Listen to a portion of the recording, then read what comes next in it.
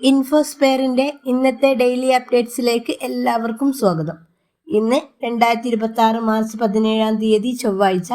ഇന്നും വരും ദിവസങ്ങളിലും എല്ലാവരും അറിഞ്ഞിരിക്കേണ്ട വളരെ പ്രധാനപ്പെട്ട അറിയിപ്പുകളാണ് ഈ വീഡിയോയിൽ. വിശദാംശങ്ങളിലേക്ക് കടക്കുന്നതിന് മുമ്പ് ചാനൽ ആദ്യമായിട്ട് കാണുന്നവരാണെങ്കിൽ സബ്സ്ക്രൈബ് ചെയ്ത് ലൈക്കും കൂടി ചെയ്തിട്ട് കാണാൻ മറക്കല്ലേ.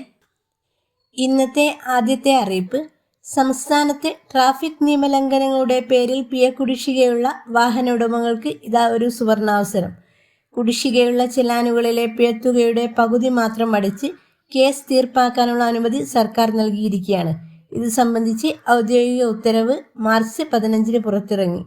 30/12/2024 മുൻപ് ചുമത്തിയിട്ടുള്ള ചെലാനുകൾക്ക് മാത്രമായിരിക്കും ഈ ഇളവ് ലഭിക്കുക. ഇളവ് ലഭിക്കണമെങ്കിൽ 30/4/2026 പിഴത്തുക അടച്ചു തീർക്കേണ്ടതുണ്ട്.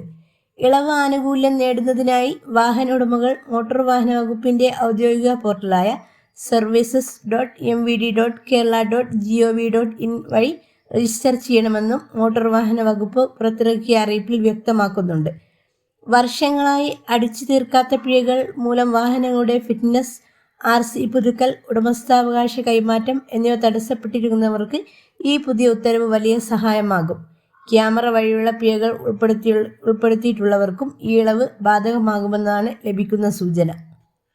അടുത്ത അറിയിപ്പ്, രാജ്യത്തെ എല്ലാ ഗാർഹിക പാചകവാതക ഉപഭോക്താക്കൾക്കും ബയോമെട്രിക് ആധാർ അധിഷ്ഠിത eKYC നിർബന്ധമാക്കി കേന്ദ്ര പെട്രോളിയം മന്ത്രാലയം.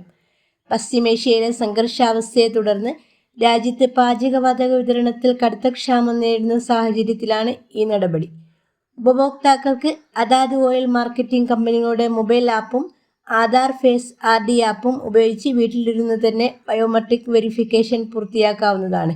സംശയങ്ങൾക്കായി LPG വിതരണക്കാരെ ബന്ധപ്പെടാനോ അല്ലെങ്കിൽ ടോൾ ഫ്രീ ഹെൽപ്പ് ലൈൻ നമ്പറായ 1800 23 33 55 എന്ന നമ്പർ ഉപയോഗിക്കാനോ മന്ത്രാലയം നിർദ്ദേശിച്ചിട്ടുണ്ട്.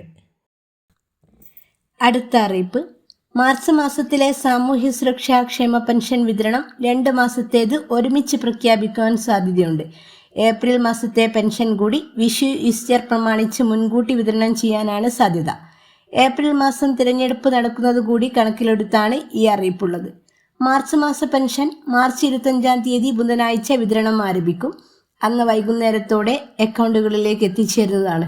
ക്ഷേമ പെൻഷൻ വിതരണവുമായി ബന്ധപ്പെട്ട് സർക്കാർ ഉത്തരവുകളും മറ്റ് പ്രധാന അറിയിപ്പുകളും തന്നെ നിലവിൽ നേരത്തെ തന്നെ മുൻകൂട്ടി പ്രസിദ്ധീകരിച്ചിട്ടുണ്ട്. ഈ മാസം പകുതിയിൽ തിരഞ്ഞെടുപ്പ് വിജ്ഞാപനവും അതുപോലെ പെരുമാറ്റച്ചട്ടവും നിലവിൽ വരുന്നതുകൊണ്ട് സാധാരണക്കാർക്ക് ആനുകൂല്യങ്ങൾ തടസ്സമില്ലാതെ ലഭിക്കുവാൻ വേണ്ടിയാണ് ഇത്തരത്തിലുള്ള മുൻകരുതൽ നടപടികൾ സർക്കാർ നേരത്തെ തന്നെ സ്വീകരിച്ചിരിക്കുന്നത്. അടുത്ത പ്രധാനപ്പെട്ട വാർത്താ അപ്ഡേറ്റ്, PM കിസാൻ സമ്മാൻ നിധിയുടെ 22ാമത്തെ ഗഡു മാർച്ച് 13 വിതരണം ചെയ്തത്. നിലവിൽ ഒരു വിഭാഗം കർഷകർക്ക് ബാങ്ക് അക്കൗണ്ടുകളിലേക്ക് 2000 രൂപ ലഭിച്ചു കഴിഞ്ഞു. എന്നാൽ മറ്റൊരു വിഭാഗം ആളുകൾക്ക് ഈ തുക ഇതുവരെയും എത്തിയിട്ടുമില്ല. ഇത് കർഷകർക്കിടയിൽ ചെറിയ ആശങ്ക ഉണ്ടാക്കിയിട്ടുണ്ടെങ്കിലും ഇത് കേവലം സാങ്കേതിക കാരണം മൂലം മാത്രമാണ്. DBT വഴി ഒരേ സമയം വലിയൊരു വിഭാഗം ആളുകളിലേക്ക് തുക അയക്കുമ്പോൾ ഉണ്ടാകുന്ന സാങ്കേതിക തടസ്സങ്ങളാണ് ഈ താമസത്തിനും കാരണം. തുക ലഭിക്കാത്ത കർഷകർ വിഷമിക്കേണ്ടതില്ല. വരും ദിവസങ്ങളിൽ തുക അക്കൗണ്ടുകളിലേക്ക് ക്രെഡിറ്റ് ആവുമെന്ന് അറിയിച്ചിട്ടുണ്ട്. Federal bank, union bank, SBI, ICIC bank തുടങ്ങിയ ബാങ്കുകളിൽ അക്കൗണ്ട് ഉള്ളവർക്കാണ് ഈ സാങ്കേതിക പ്രശ്നം ഉണ്ടായിട്ടുള്ളത്. ആധാർ കാർഡിലെ പേര്, ജനന തീയതി തുടങ്ങിയ വിവരങ്ങൾ തിരുത്തുന്നതിന് കേന്ദ്ര സർക്കാർ പുതിയ നിയന്ത്രണങ്ങൾ ഏർപ്പെടുത്തിയിരിക്കുകയാണ് ഇപ്പോൾ. ആധാർ സേവനങ്ങൾ കൂടുതൽ എളുപ്പമാക്കുന്നതിനായി പുതിയ ആധാർ മൊബൈൽ ആപ്പും സർക്കാർ അവതരിപ്പിച്ചിട്ടുണ്ട്.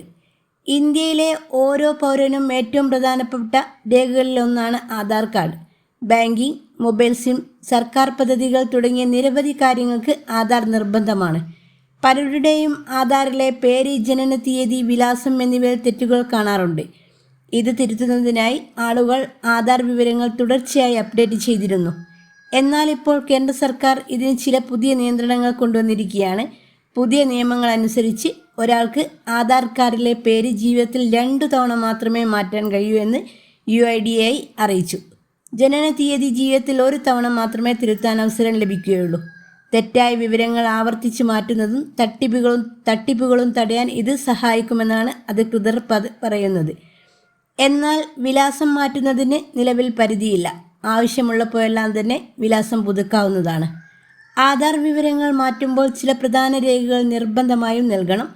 ജനന തീയതി തിരുത്തുന്നതിന് ജനന സർട്ടിഫിക്കറ്റ് നിർബന്ധമാണ്. അതുപോലെ വിലാസം മാറ്റാൻ വോട്ടർ ID, വൈദ്യുതി ബിൽ, ഗ്യാസ് ബിൽ തുടങ്ങിയ രേഖകൾ ഉപയോഗിക്കാം. പാസ്പോർട്ട് പോലുള്ള തിരിച്ചറിയൽ രേഖകളും ആധാർ അപ്ഡേറ്റ് ചെയ്യുന്നതിന് സഹായിക്കും. ജോലി സംബന്ധമായ സ്ഥലം മാറി താമസിക്കുന്നവർക്ക് വിലാസം മാറ്റാനുള്ള സൗകര്യം വളരെ പ്രധാനമാണ്. ആധാർ സേവനങ്ങൾ എളുപ്പത്തിൽ ഉപയോഗിക്കാൻ കേന്ദ്ര സർക്കാർ പുതിയ ആധാർ മൊബൈൽ ആപ്പ് പുറത്തിറക്കിയിട്ടുണ്ട്. ഈ ആപ്പ് ഉപയോഗിച്ചും വീട്ടിലിരുന്ന് തന്നെ ചില ആധാർ സേവനങ്ങൾ നേടാം. മൊബൈൽ നമ്പർ, പേര്, വിലാസം തുടങ്ങിയവ പുതുക്കാൻ ഇനി ആധാർ കേന്ദ്രങ്ങളിൽ പോയി ക്യൂ നിൽക്കേണ്ട ആവശ്യം കുറഞ്ഞു. പ്രധാനപ്പെട്ട ഈ ഇൻഫർമേഷൻ നിങ്ങൾ മറ്റുള്ളവരിലേക്കും ഷെയർ ചെയ്യുമല്ലോ. അടുത്തൊരു ഇൻഫോർമേറ്റീവായ വീഡിയോ ആയിട്ട് വരുന്നവരെ താങ്ക് യു ഫോർ വാച്ചിങ്.